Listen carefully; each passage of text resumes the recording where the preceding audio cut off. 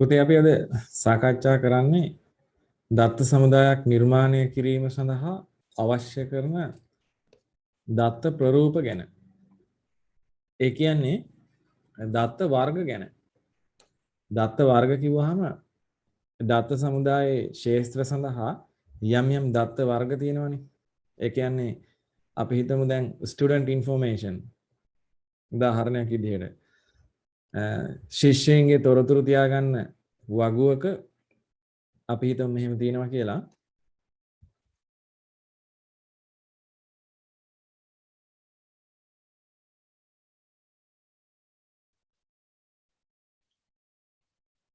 මෙහෙම වගුවේ ශේෂ්ත්‍ර පවතිනවා කියලා අපි හිතමු.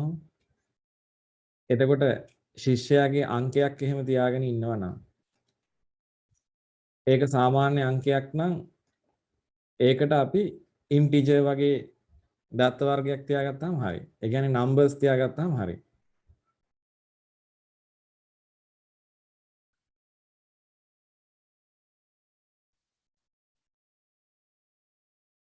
අපි නිකමට හිතමු නම සහ ලිපිනය. ඒ වගේම තව තියෙනවා මේකේ date of birth වගේ දේවල්. date of birth මේ වගේ දේවල් බැලුවහම නම තියාගන්න මෙතන text data එකක්. address එක තියාගන්නත් text data එකක්. ඒ වගේම උපන් දිනයක් නම් තියාගන්න ඕනේ. ඒක දිනයක් වෙන්න ඕනේ. අන්න ඒ ආදී වශයෙන් ඒ ශේෂ්ත්‍ර සඳහා දත්ත වර්ග තියෙනවා. ඒ ගැන තමයි අපි මෙතනදී සාකච්ඡා කරන්නේ. සංඛ්‍යාත්මක අගයන් වෙන්න පුළුවන්. ඒ සංඛ්‍යාත්මක අගයන් ආකාර දෙකක් තියෙනවා, ඉන්ටිජර් සහ රියල් කියලා. ඒ කියන්නේ ඉන්ටිජර් කියන්නේ පූර්ණ සංඛ්‍යා. රියල් කියන්නේ ධන හෝරින දශම සහිත සංඛ්‍යා. දැන් මේ 8.125 වගේ ඒවා දශම සහිත සංඛ්‍යා. පූර්ණ සංඛ්‍යා තමයි මේ 12 ඍණ 23 ආදී සංඛ්‍යා. ඒවට අපි කියනවා ඉන්ටිජර් සහ රියල් කියලා. ඔය ඉන්ටිජර් කියන එකට අපිට සිංහලෙන් කියන්න පුළුවන් මේ නිඛිල කියලා පූර්ණ සංඛ්‍යානේ. එතකොට ටෙක්ස්ට් data එහෙම නැත්නම් පාඨ කියලා කියන්නේ ඒ පාඨවල තියෙන්න පුළුවන් අක්ෂර අකුරු ඔය A to Z අකුරු ඊට පස්සේ ඉලක්කම් 0 සිට 9 දක්වා වූ ඉලක්කම් ඒ වගේ මෙන්න මේ වගේ විශේෂ සලකුණු විරාම ලකුණු වගේ දේවල් යොදාගෙන අපි ටෙක්ස්ට් හදනවා. ඒ ටෙක්ස්ට් data තියෙන්න පුළුවන්. එතකොට මේ ජාතික හැඳුනුම්පත් අංකය වගේ එකක මේ V අකුරක් තියෙන නිසා අපි ඉලක්කම් විතරක් නෙවෙයි ටෙක්ස්ට් data තියාගන්න ඕනේ. ඒ වගේම මේ ඉලක්කම් විතරක් නොවෙනවා නම් පාවිච්චි වෙනවා නම් අපි දැක්ක මේ ජාතික හැඳුනුම් පත් අංකයේ මේ V අකුරක් තියෙනවානේ. ඒ හින්දා ඉලක්කම් සහ අකුරු දෙකම කලවමින් භාවිතා වෙනවා. ඒ වගේම මෙන්න මේ දුරකථන අංකවල මුලට බිඳුවක් පවතිනවා.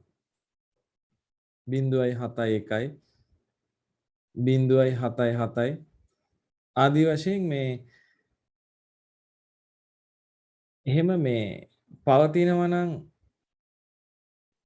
බිඳුවක් ඒක පවත්වාගෙන යන්න අපිට අවශ්‍ය වෙනවා අනිවාර්යයෙන්ම ටෙක්ස්ට් වර්ගයේ data type එකක්. data types ගැන කියනකොට ඔන්න ඔය data types ටික අපි අඳුන ගන්න ඕනේ ඉස්සෙල්ලාම. ඊට පස්සේ currency කියන data type එක අපි use කරන්නේ මුල්‍යමය අගයන් දක්වන්න. එතකොට rupees වෙන්න පුළුවන්, dollar වෙන්න පුළුවන්. currency data type එකෙන් දාන්න පුළුවන්. ඊට පස්සේ තියෙනවා date time කියලා. දිනය සහ වේලාව. දිනයක් හෝ වේලාවක් දක්වන්න ඔය දත්ත වර්ගය. ඊට පස්සේ අපි අවසානයේ හඳුනා ගන්නවා මෙන්න මේ බූලියානු අගයන්. බූලියානු අගයන් කියලා කියන්නේ true or false. ඒ කියන්නේ සත්‍ය එහෙම නැත්නම් අසත්‍ය. ඔය දෙකෙන් එකක්. දැන් අපි හිතමු ශේෂ්ත්‍රයක් ඕනේ කියලා කෙනෙක් married or unmarried. අන්න ඒ වගේ දෙයක්. එතකොට සත්‍ය අසත්‍ය කියන දෙකෙන් ගන්න පුළුවන්. ශිෂ්‍යයෙක් නම් ශිෂ්‍ය නායකයෙක්ද නැද්ද? අන්න ඒ වගේ දේවල් එකිනෙකින් වෙනස් ආකාර දෙකයි තියෙන්නේ true or false වලින් දක්වන්න පුළුවන් අවස්ථාවලදී අපි boolean කියන දත්ත වර්ගය පාවිච්චි කරනවා. එහෙනම් අපේ මෙන්න මේ වගේ නෝට් එකක් හදා ගන්න ඕනේ. දත්ත සමුදායේදී භාවිතා කරන දත්ත ප්‍රරූප මේ වගේ සාරාංශගත කරලා අපි නෝට් එකක් හදා ගන්නවා. ඒ නෝට් එකේ ඉන්ටිජර් කියන්නේ ධන හෝරින පූර්ණ සංඛ්‍යා කියන බව දක්ව ගන්න. රියල් කියන්නේ ධන හෝරින දශම සහිත සංඛ්‍යා බවත් ඒකට උදාහරණ දාන්න. ටෙක්ස්ට් කියන්නේ මෙතන අපි වෙනස් කරන්න ඕනේ. ටෙක්ස්ට් ඩේටා කියලා කියන්නේ මොනවා හරි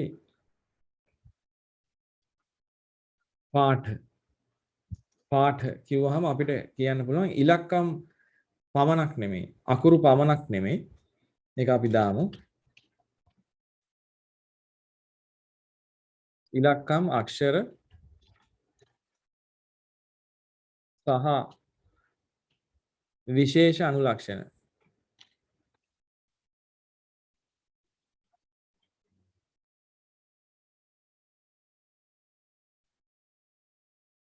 අපිට කීපයක් ඇතුළත් කරන්න පුළුවන් සහිත පාඨ දැන් ඉලක්කම් කිව්වහම 0 සිට 9 දක්වා අක්ෂර කිව්වහම ඔය මේ වගේ ඒවා A to Z A to Z අක්ෂර විශේෂ සලකුණු කීපයක් අපි දාගමු ඔය මේ වගේ ඒවා වැනි පාඨ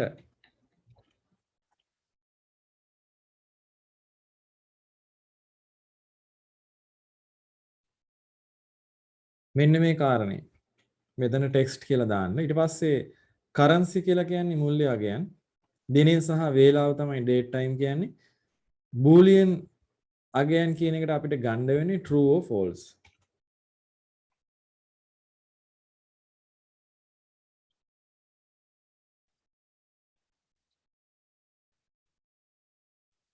true or false ඔය අගයන් දෙක දාන්න පුළුවන්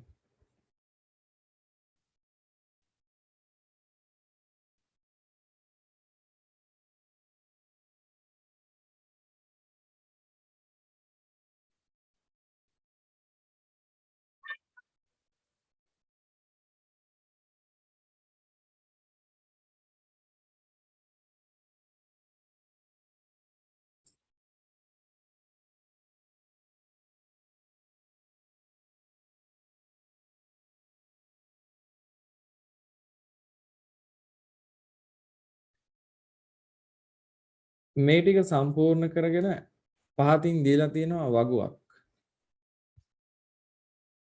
ඒ වගුව ඇසුරෙන් අපිට පුළුවන් සුදුසු දත්ත වර්ගයක් කුමක්ද කියලා යෝජනා කරන්න. එහෙනම් අපි දත්ත ප්‍රරූපය යටතේ මේ ටික දාගෙන මේ වගේ වගුවක් ඇඳගෙන මෙතනට අපි දාමු මෙන්න මේ උදාහරණ දැක්කහම ඔයාලට පේනවා මේ register ID එකත් name එකත් date registration ඒ වගේ ශේත්‍ර සඳහා සුදුසු දත්ත වර්ග මොනවද කියලා මේ වගුව ඇඳලා ලියන්න.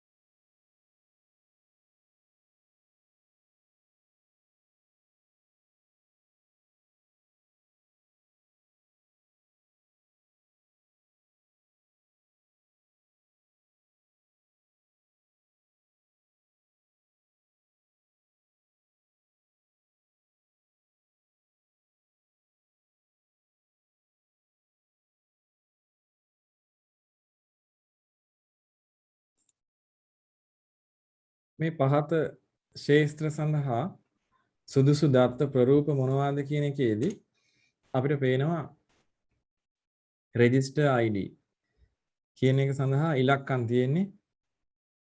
ඒ නිසා numeric number වගේම හොඳයි. ඒකෙදි integer ගන්න පුළුවන්. ඊට පස්සේ name තියෙන තැනට text කියන එක දාන්න. මොකද අක්ෂරනේ තියෙන්නේ. date registration කියන එකට date time. subject code එකේ අපිට පේනවා ICT සහ 023 වගේ දේවල් දෙකක් තියෙනවා. ඒ නිසා text කියන එක ගන්න. registration fee එකට හොඳයි currency කියන දත්ත වර්ගය. department name සඳහා ගන්න text data ඒත් හොඳයි. මෙතන මේ is eligible. ඔව්ද නැද්ද? අගයන් දෙකයි. මෙතන yes no තමයි තියෙන්නේ. අපිට මේ වගේ එකක් පුළුවන් true false කියන දෙකෙන් තියන්න. ඒ නිසා is eligible කියන එකට boolean කියන දත්ත වර්ගය සුදුසුයි කියලා හිතනවා. එහෙනම් අපි මේ වගුව ලියලා මෙහෙම ඊතල සටහනක් දාලා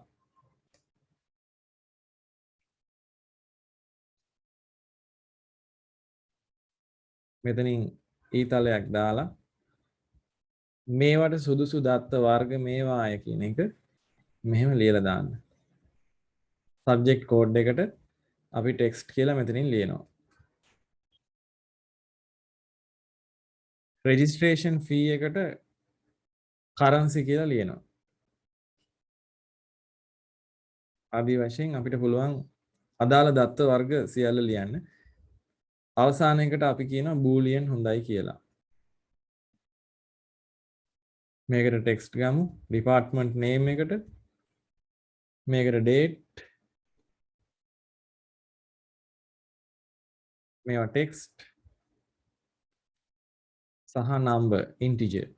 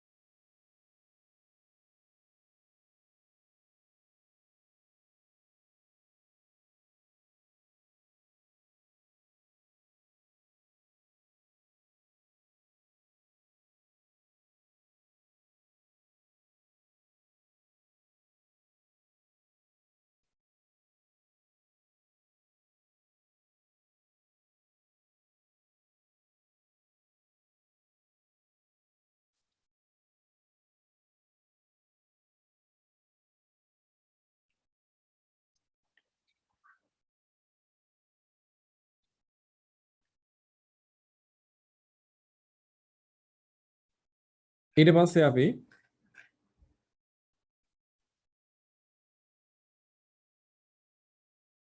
මෙන්න මේ වගු නිර්මාණය සඳහා මේ දීලා තියෙන උදාහරණ ටිකත් බලාගෙන යමු.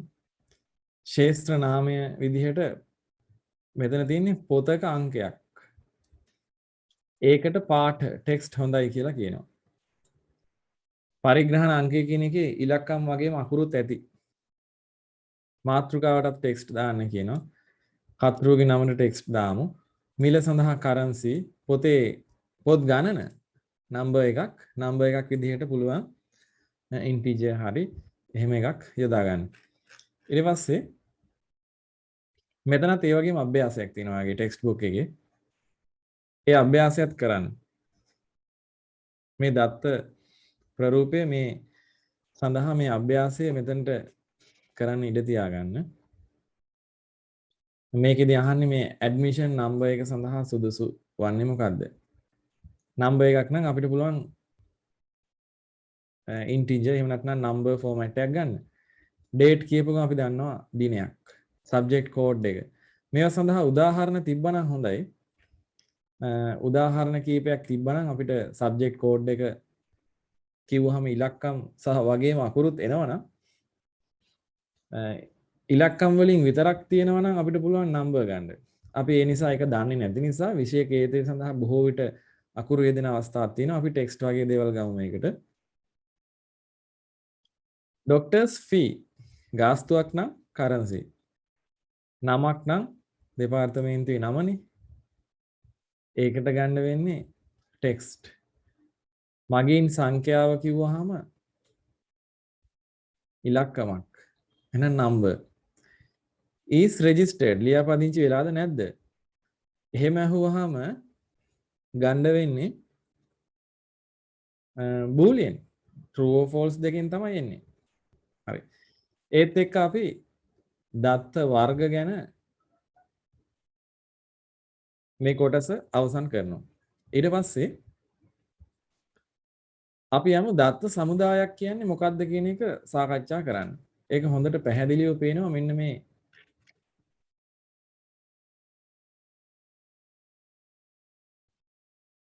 මෙන්න මෙතන ඉංග්‍රීසි මීඩියම් නෝට් එකේ. මේකෙදි කියනවා මේ database management software එකක් කියලා කියන්නේ මොනවද කියන එක. ඒකෙදි අපිට පේනවා database එක මෙහෙම අපි සිලින්ඩරාකාර ස්වරූපයකින් අඳිනවා. database එක සමන්විත වෙන්නේ මෙන්න මේ වගු වලින්. ඒවට අපි ඉංග්‍රීසි වලින් tables කියලා කියනවා. ඊට පස්සේ queries වලින් queries කියලා කියන්නේ මේ විමසුම් කියලා කියනවා අපි ඒවට. විමසුම්.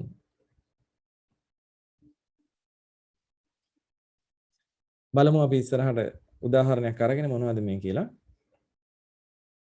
එතකොට දත්ත සමුදාය කළමනාකරණ පද්ධතියක් කියන එක තමයි අපි මේ ඉගෙන ගන්න.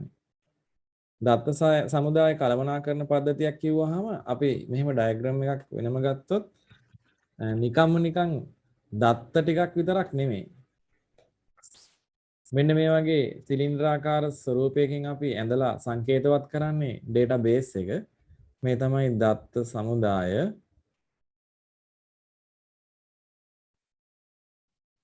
ඕක අභ්‍යන්තරයේ සමන්විත වෙන්නේ වගු වලින් කියන එක ඔයගොල්ලෝ දන්නවා. ඒ වගු සමග වගු වල තියෙන දත්ත බලා ගැනීම සඳහා. එතකොට මේකේ වගු තියෙනවා. ඒ වගු වල දත්ත බලා ගන්න අපි පාවිච්චි කරන ෆෝම්. ෆෝර්ම කියලා ලියන්නම්කෝ ෆෝම්. ෆෝම් පාවිච්චි කරනවා. ඊට පස්සේ අවශ්‍ය දේ විතරක් තෝරලා බේරලා ගන්න එකට අපි කියනවා queries කියලා, විමසුම් කියලා කියනවා. software කොටස් queries කියලා කියනවා. ඊට පස්සේ වාර්තා, reports හදන්න පුළුවන්. print කරන්න reports. ඒ කියන්නේ වාර්තා. එහෙමනම් ෆෝම් ඒ වගේම මේ වගේ වාර්තා මේවා නිර්මාණය කරන්න පුළුවන් මෘදුකාංග ලයිස්තුවක් මේ දත්ත සමුදාය කළමනාකරණ පද්ධතිය තුල තියෙනවා. අපි මේකට ඉංග්‍රීසියෙන් කියනවා database management system.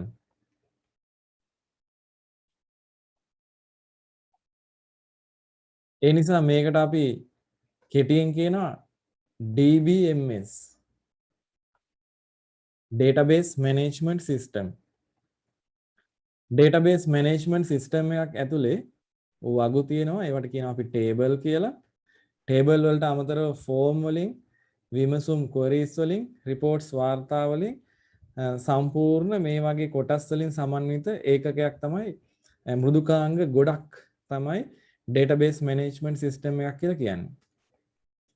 මෙන්න මේ සිංහල ටෙක්ස්ට් බුක් එකේ විමසුම් සඳහා queries කියන වචනේ වැරදියට තියෙන නිසා වාර්තා සඳහා reports කියන වචනේ එන්න ඕනේ ඒකත් වැරදි නිසා මම මෙන්න මේ ඩයග්‍රෑම් එක පාවිච්චි කරනවා. එතකොට බලන්න queries කියන්නේ විමසුම්, reports කියන්නේ වාර්තා, forms කියන එකට අපිට කියන්න පුළුවන් form කියලා, එහෙම නැත්නම් ආකෘති කියලා. ඒ වගේ tables වලට වගු කියලා කියන්න පුළුවන්. මේ වගේ tables වල තමයි දත්ත තියාගෙන ඉන්නේ. විමසුම් වලින් තමයි ප්‍රශ්න අහලා උත්තර ගන්නෙ. අවශ්‍ය දත්ත විතරක් විමසලා ගන්නවා. form වලින් තමයි දත්ත පුරවන්නේ. database එක ඇතුළේ දත්ත පුරවන්නේ.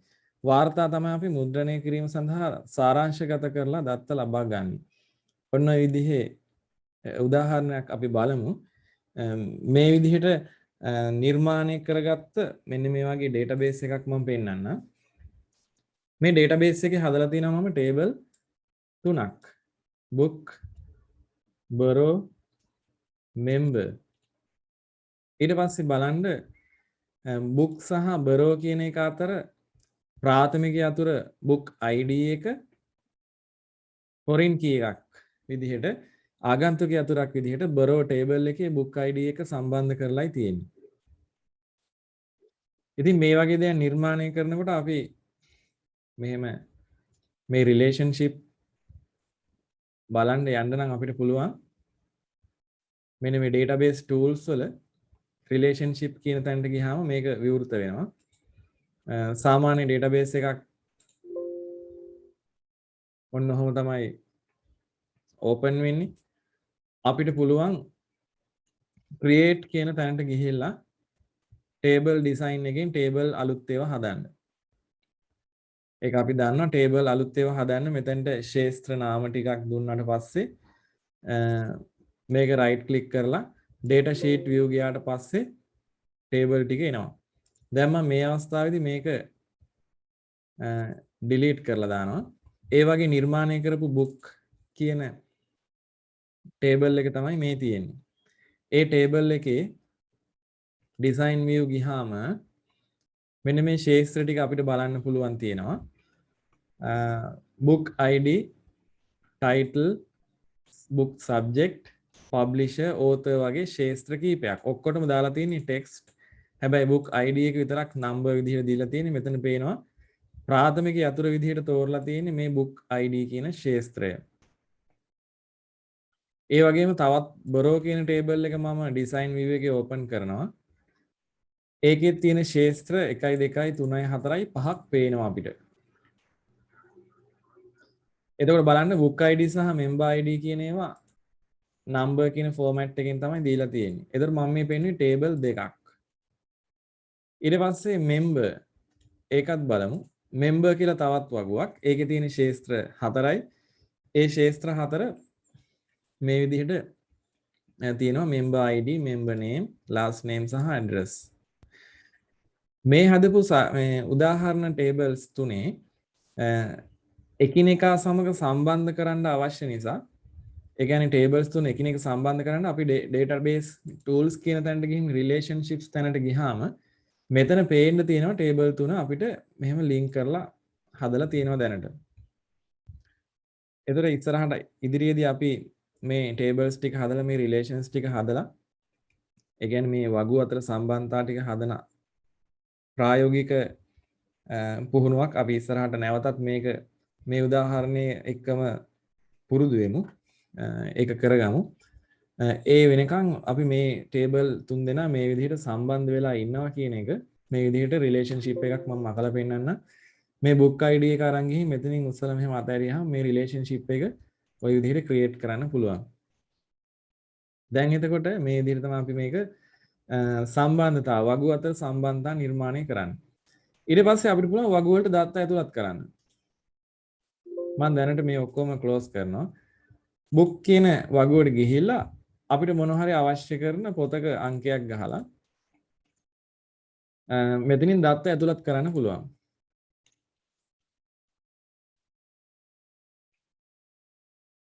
අපි හිතමු database management කියලා පොතක් තියෙනවා කියලා.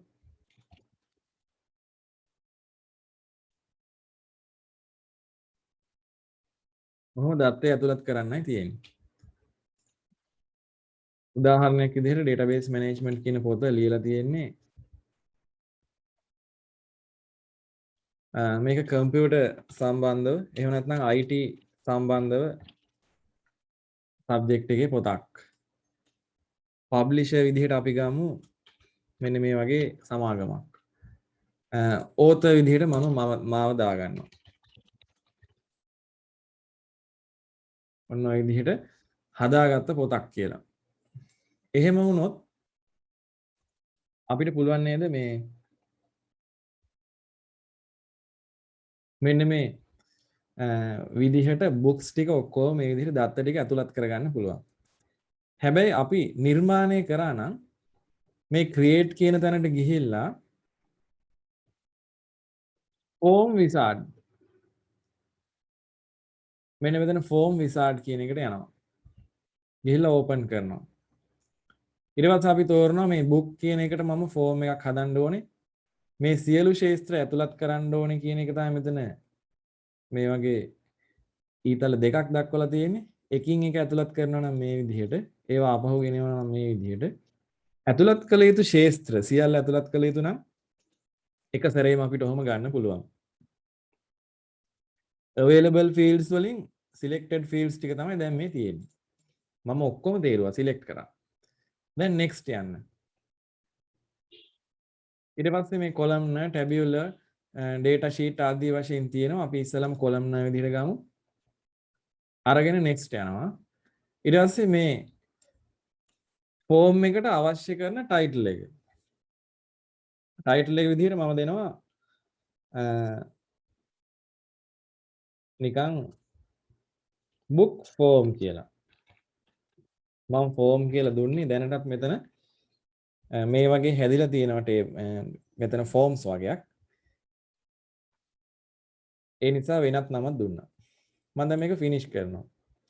ඕන් ওই විදිහට මේ book form කියන මෙන්න මේ form එකක් දැන් නිර්මාණය වෙලා තියෙනවා.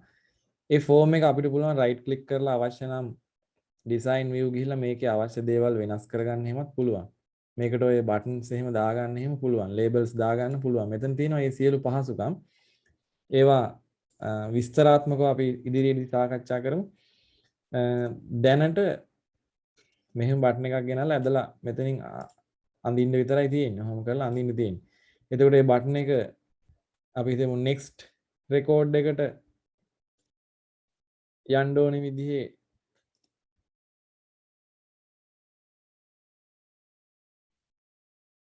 record navigation වලදී go to next record කියන විදිහේ බටන් එකක් කියලා. ඔහොම finish කරාම next බටන් එකක් මෙතනට දාගන්න පුළුවන්. ඒ වගේම අපිට previous බටන් එකක් දාගන්න ඕන නම් මේ වගේ ඔහොම දාලා navigation යටතේ go to previous record දාලා ඔය වගේ බටන් එකක් මෙතනට දාගන්න පුළුවන්. එහෙම දාලා මේක form view එකට ගත්තාම අපිට buttons තියෙනවා. එක එක පොතින් පොතට දැන් ප්‍රදර්ශනය කරගෙන යන්න පුළුවන්. ඒකයි කිව්වේ අපි database වල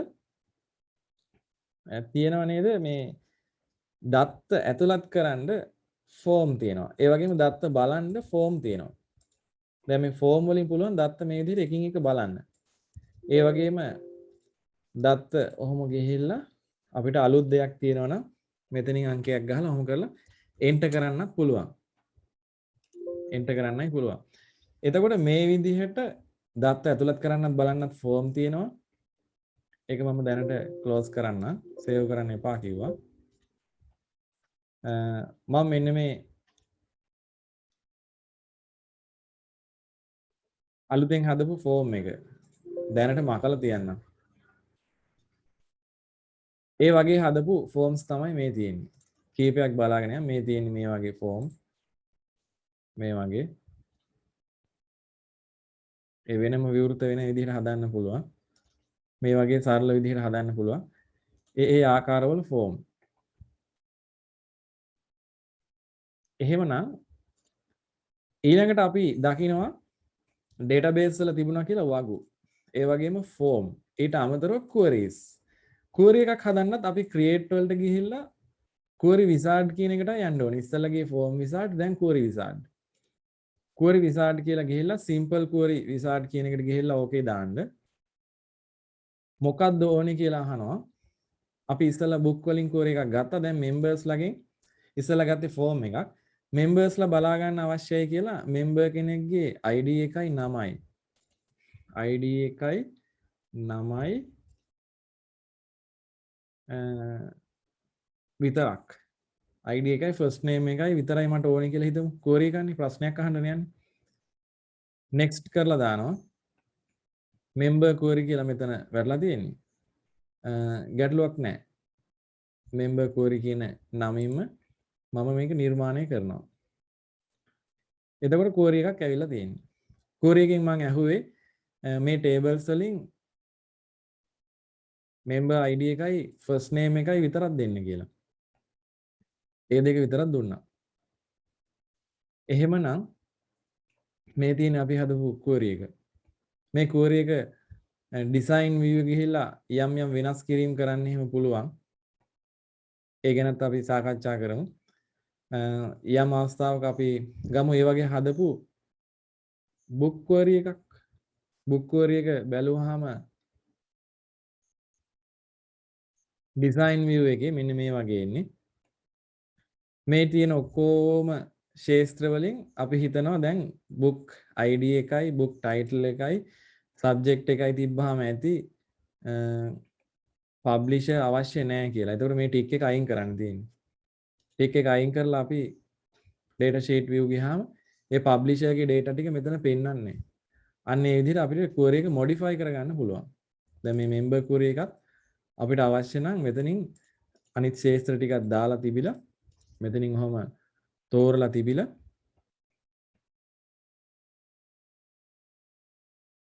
member name එකයි last name එකයි address එකයි ඔය ආදී වශයෙන් වෙනස් කරලා මේක show කරලා බලන්න පුළුවන්. data sheet view ගියාම මේ ටික ඔක්කොම පේනවා. අවශ්‍ය නැත්නම් විතරක් සමහර ශේත්‍ර අපි මේව අයින් කරනවා. එහෙම කරන්න පුළුවන්. ඊට පස්සේ තව දෙයක් තමයි කරන්න පුළුවන්. මේක මම right click කරලා පෙන්නන්න. මෙතන තියෙන 1 2 3 තියෙනවා. ඊට පස්සේ මේ ටිකක් 5000 ගණන් ලොකු වගේනේ තියෙන්නේ. මම මෙහෙම දෙයක් කරලා පෙන්නන්න. මේක design view ගිහිල්ලා මේ book ID එකට criteria එකක් දෙනවා. විශාල නම් 18 විතරක්. 18 වඩා විශාල නම් පෙන්වන්න කියලා. criteria එක විදිහට දෙනවා. book ID එක 18 වඩා විශාලයි පෙන්වන්න. ඊට පස්සේ data sheet ගියාම අන්න බලන්න දැන් 18 වඩා කුඩා එක book එකක් තිබ්බා මෙතන. ඒක පෙන්වන්නේ නැහැ. දකින්න ඇති.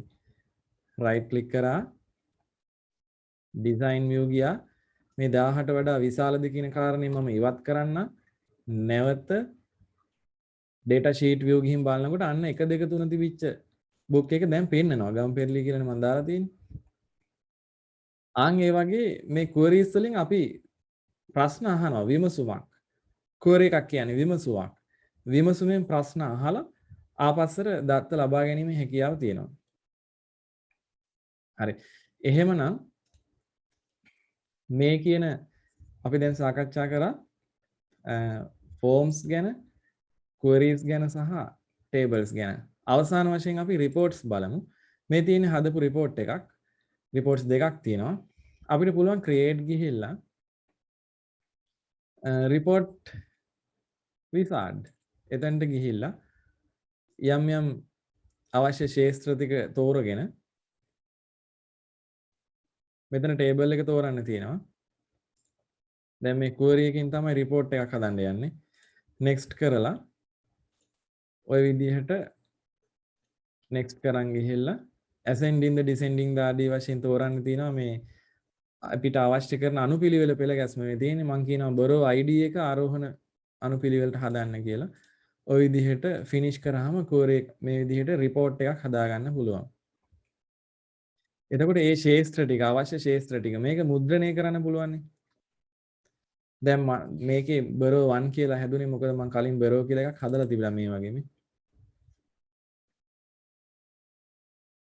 එතකොට මේක හදපු මේක දිනයත් එක්කම print වෙන්න හදලා තියෙනවා.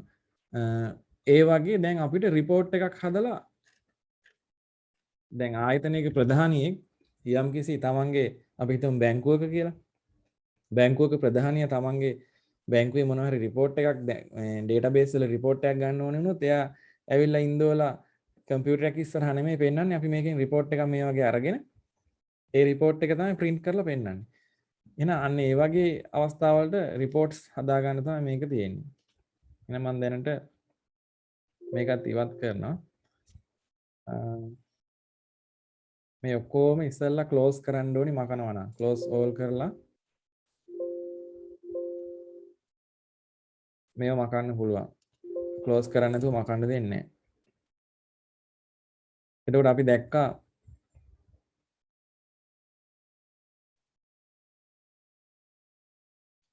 මේකනේ අලුතෙන් හැදුවේ.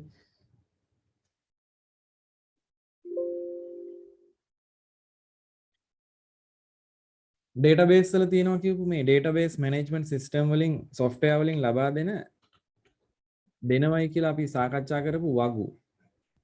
ඊට පස්සේ වාර්තා රිපෝට්ස් කියලා කිව්වේ. ඊට පස්සේ ෆෝම් සහ මෙන්න මේ queries කියන කාරණා ටික අපි දැන් දැක්කා. එහෙමනම් නෝට් එක සම්පූර්ණ කරගන්න අවශ්‍ය වෙනවා. නෝට් එක සම්පූර්ණ කරගන්න අපි මේ විදිහට දාගමු නෝට් එකක්.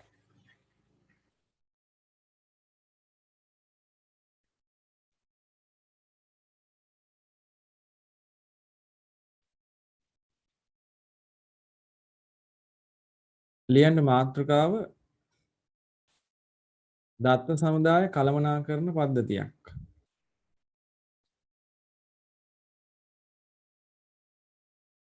දත්ත සමුදාය කළමනාකරන පද්ධතියක්. පද්ධතිය කියන මාතෘකාව යටතේ අපි ලියාගෙන යමු.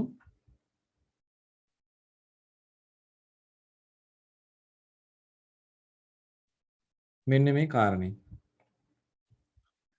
දැන් මෙතන මේ රූප සටහනින් මම පැහැදිලි කරන්න උත්සාහ කළේ database management system එකකින් විවිධාකාර වූ පරිශීලකයන් දත්ත ලබා ගන්නවා.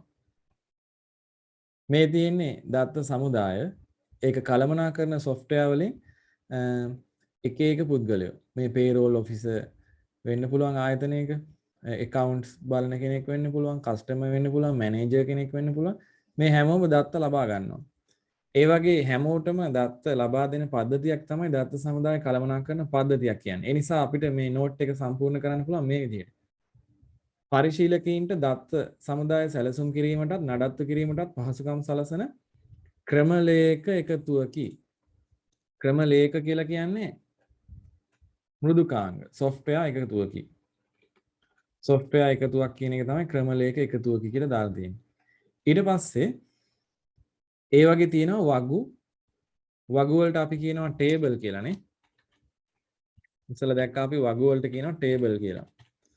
ඊට පස්සේ විමසුම් වලට අපි කියනවා queries කියලා.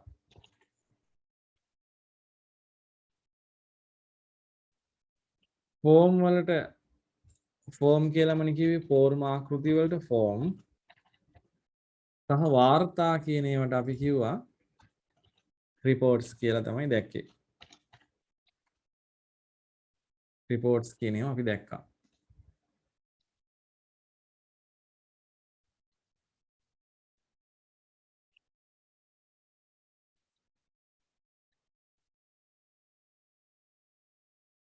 යන වස්තුන්ගෙන් සමන්විත වේ. එහෙම කියලා දාන නෝට් එක. ඊට පස්සේ වගු කියන ඒවා මොකටද තියෙන්නේ? දත්ත පවත්වා ගන්න.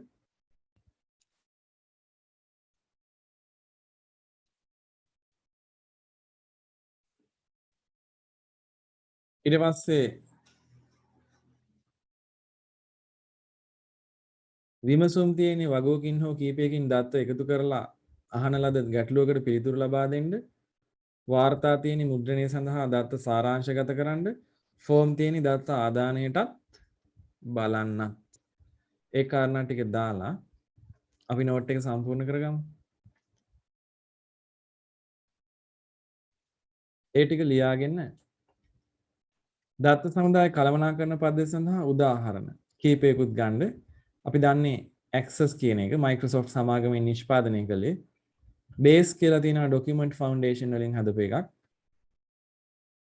Oracle කියලා තියෙනවා. තවත් ඕනේ තරම් තියෙනවා MySQL ආදී වශයෙන් ඕනේ තරම් හම්බ වෙනවා. මේ උදාහරණ කීපයක් ලියා ගන්න.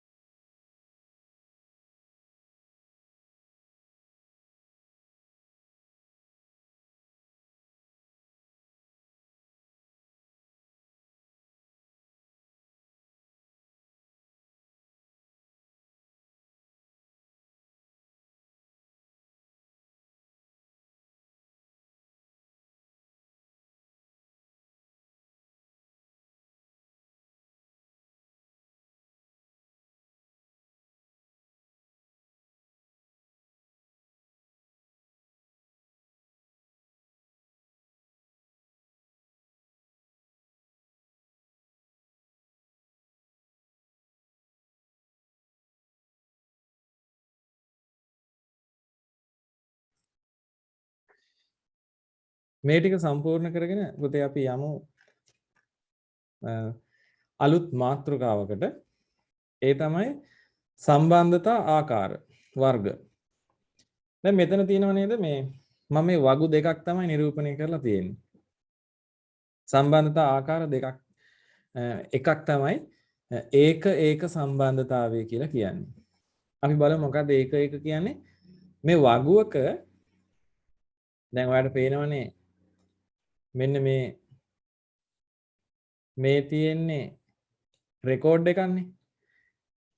වගුවක එක පේලියක්. ඒ පේලිය තවත් වගුවක තවත් එක පේලියක් සමග පමණක් නම් සම්බන්ධ වෙන්නේ. අන්න ඒ වගේ අවස්ථාවලට අපි කියනවා ඒක සම්බන්ධතා. මේකෙන් අපි අදහස් කරන්නේ වගු අතර සම්බන්ධතා ආකාර තුනක් කතා කරන්නයි යන්නේ. ඒක කියන්නේ one to one කියන එක. තවත් දෙවෙනි ආකාරය තමයි ඒක බහු කියන එක. one to many කියලා කියනවා ඉංග්‍රීසි වලින්. තුන්වෙනි ආකාරය තමයි බහු කියලා කියන්නේ. ඒකට අපි කියනවා many to many කියලා ඉංග්‍රීසි වලින්. ආකාර තුනක් ගැන සාකච්ඡා කරන්නයි යන්නේ. එහෙනම් මේ විදිහට උදාහරණයක් ගත්තොත් ඔයාට පේනවා මෙන්න මේ index number marks admission number ආදී වශයෙන් ගත්තාම student table එකේ මෙන්න මේ 1426 කියන admission number එක සම්බන්ධ වෙන්නේ marks table එකේ තවත් එක ශිෂ්‍යයෙක් සඳහා පමණයි. එතකොට මේකේ මේ පේන විදිහට ස්ටුඩන්ට් කියලා ටේබල් එකක් තියෙනවා මාක්ස් කියලා ටේබල් එකක් තියෙනවා. ඒක මම ටෙක්ස්ට් බුක් එකෙන් ගත්තේ. මේ ටේබල් දෙකේ නම් දෙක මාරු කරා නම් හරි වගේ හිතෙනවා. මොකද මාක්ස් තියෙන්නේ මෙතනනේ. ස්ටුඩන්ට් ලගේ විස්තර තියෙන්නේ මෙතනනේ. ඒ නිසා ස්ටුඩන්ට් and marks table කියන ටේබල් නම් දෙක අපි මේකෙදි මාරු කරලා දාගමු. එහෙම වුණොත් බලන්න මේකේ තියෙන දැන් මම මෙතන දානවා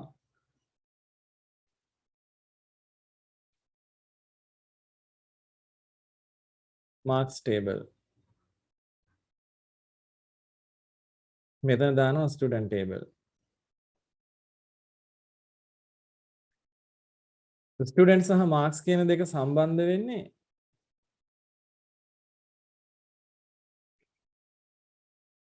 එක පේලියකට එක පේලිය ගන්න. මේ විදිහට. row එකක් එක row එක ගානේ තමයි ඔය විදිහට සම්බන්ධ වෙන්නේ. එතකොට එකම row එකේ අපි හිතමු මේ 1426 කියන මෙන්න මේ foreign key එක admission number එක මෙතන තියෙන්නේ marks table එකේ foreign key එකක් විදිහට. admission number එක student table එකේ තියෙන්නේ primary key එකක් විදිහට. primary key foreign key සම්බන්ධතාවය අනුව එක රෙකෝඩ් එකක්. ඒ කියන්නේ එක මෙන්න මේ වගේ පේලියක්. තවත් එක පේලියකට විතරයි නම් සම්බන්ධතාවය දක්වන්නේ. අපි කියනවා ඒකට ඒක සම්බන්ධතාවය කියලා. එහෙනම් අපි මේක මේ විදිහට ලියමු. ගණ්ඩ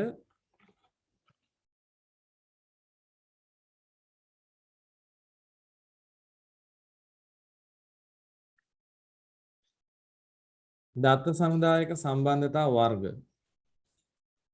කියලා මාතෘකාව දාලා සම්බන්ධිත දත්ත සමුදා වගු අතර සම්බන්ධතා වර්ග මෙහෙම දාන්නකො මාතෘකාව දාලා ඒක සම්බන්ධතාවය කියලා ලියන්න.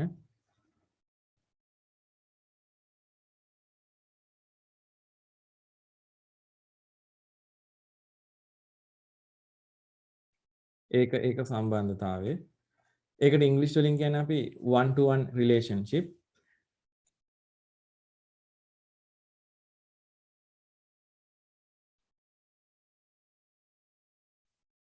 අපි මේ වගේ උදාහරණයකුත් දාගමු. ඒක සම්බන්ධතාවයේදී මාක්ස් ටේබල් තමයි මෙතන තියෙන්නේ.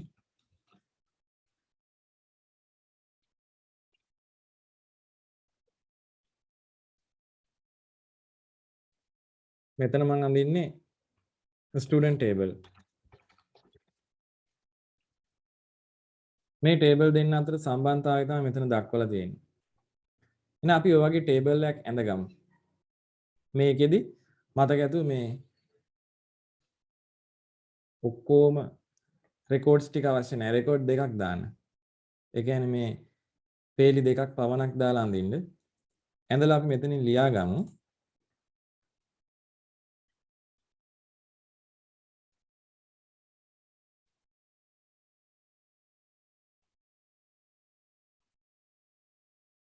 අපි නෝට් එක මේ වගේ ලියාගමු.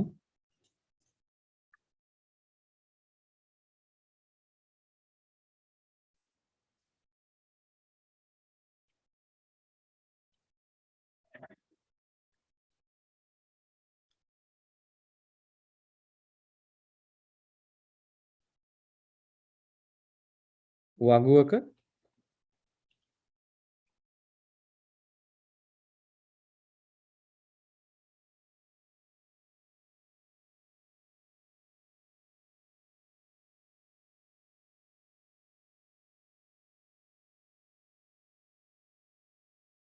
රෙකෝඩයක්.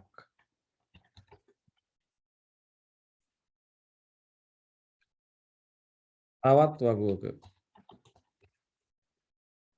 එක් රෙකෝඩයක් සමග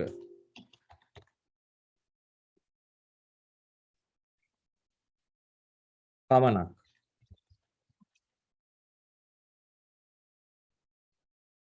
සම්බන්ධ වන අවස්ථාවයි.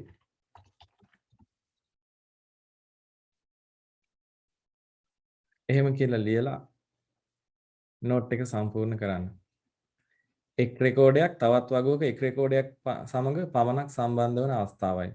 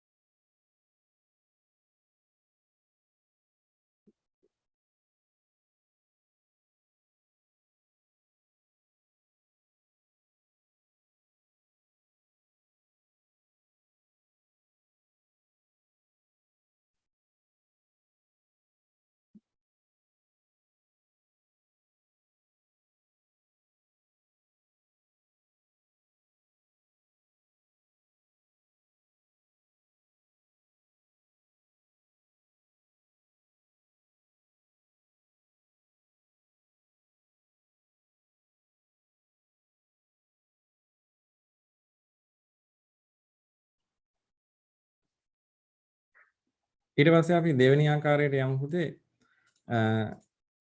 සම්බන්ධ ආකාරයක් තමයි ඒක බහු සම්බන්ධතාවය.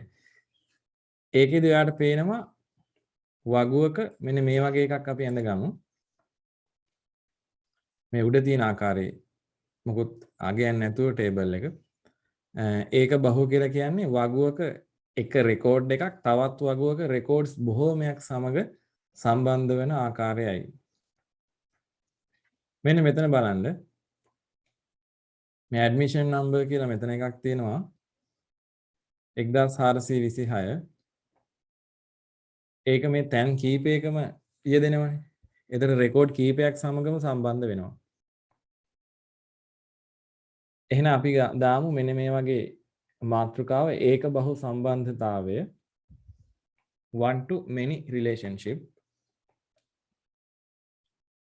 මේ වගේ සරල වගු දෙකක් ඇඳගෙන මේ වගේ ඊතල වලින් දක්ව ගන්න එක රෙකෝඩ් එකක් තවත් රෙකෝඩ් බොහොමයක් සමග සම්බන්ධ වෙනවා කියලා. ඒක දක්වලා ලියන්න වගුවක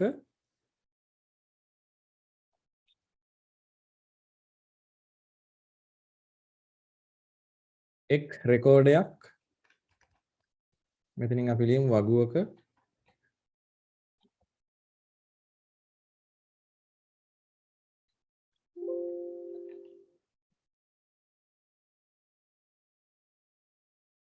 තවත් වගුවක රෙකෝඩ බොහෝමයක් සමග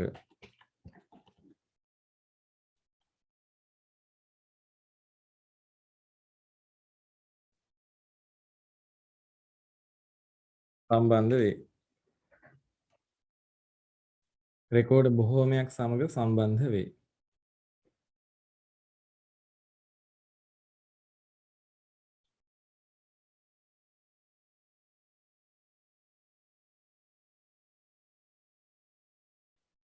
මේ වගේ එකක් ඇඳලා වගුවක එක් රෙකෝඩයක් තවත් වගුවක රෙකෝඩ බොහෝමයක් සමග සම්බන්ධ වේ.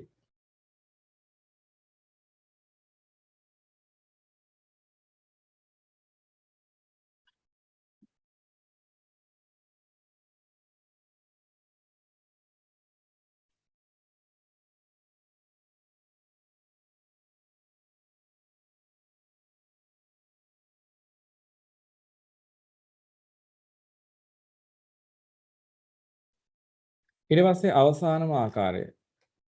ඒක මෙහෙමයි. බහු සම්බන්ධතාවය many to many. ඒකෙදි බලන්න වගුවක මේ එක රෙකෝඩ් එකක් අනෙත් වගුවේ රෙකෝඩ් බොහෝමයක් සමග වගේම එම දෙවන වගුවේ රෙකෝඩයක් පළමු වගුවේ රෙකෝඩ බොහෝමයක් සමගත් සම්බන්ධ වේ. මේ වගේ එකක් අඳින්නකෝ. ඊට පස්සේ අපි විස්තරය ලියා ගමු.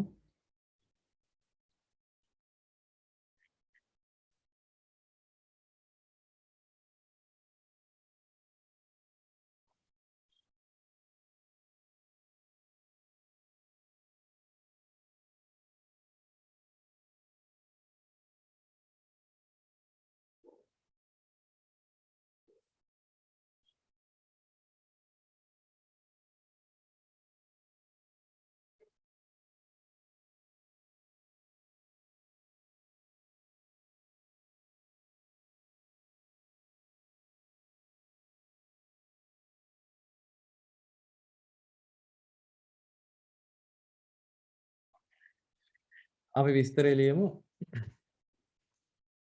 එක් වගුවක රෙකෝඩයක්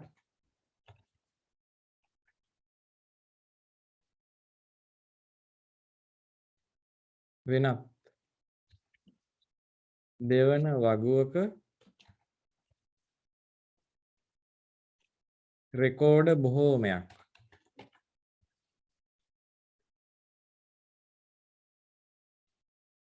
සමග මෙන්ම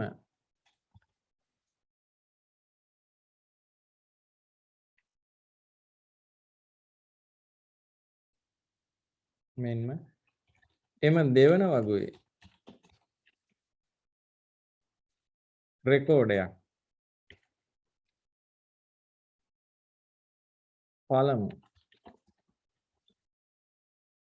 වගුවේ රෙකෝඩ බොහෝමයක් සමගද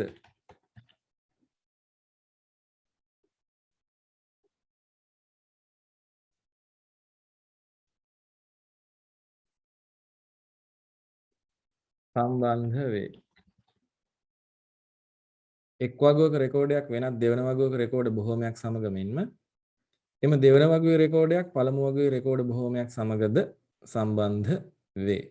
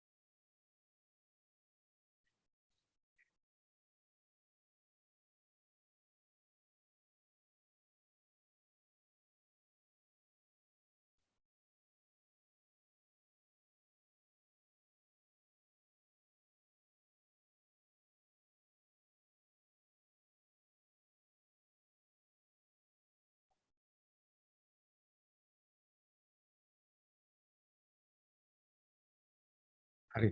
මේකත් එක්ක පුතේ එතකොට අපි ඩේටාබේස් වල තියරි කොටස් ටික අවසන් කරනවා. තියරි පාඩම අවසන් වෙනවා. ප්‍රායෝගික අභ්‍යාසත් එක්ක ඉස්සරහට අපි තවත් පාඩමකින් හම්බ වෙමු.